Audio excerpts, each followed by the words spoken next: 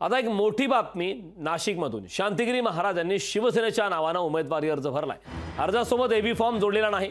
शांतिगिरी महाराज शिवसेनेच्या एबी फॉर्मच्या प्रतीक्षेत आहेत। मुख्यमंत्री योग्य निर्णय घेतील असं शांतिगिरी महाराज यांनी म्हटलेलं आहे। शिवसेनेकडून अर्ज भरलाय असं शांतिगिरी महाराजांचं म्हणणं आहे। त्यामुळे ज्या जागेचा तिढा सध्या सुरू आहे, जी नाशिकची जागा अद्याप कुठल्या पक्षाला जाणार आहे हे देखील निश्चित नाही।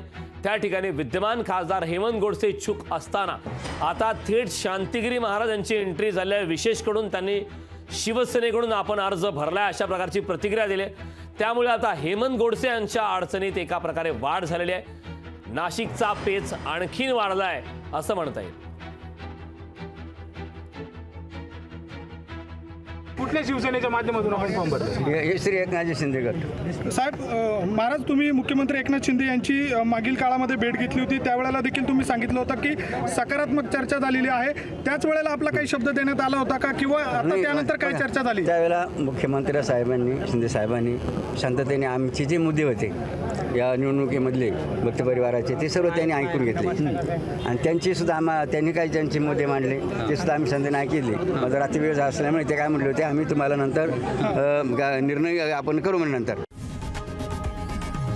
लोकशाही मराठी ऐका, पहा, जागरूक रहा।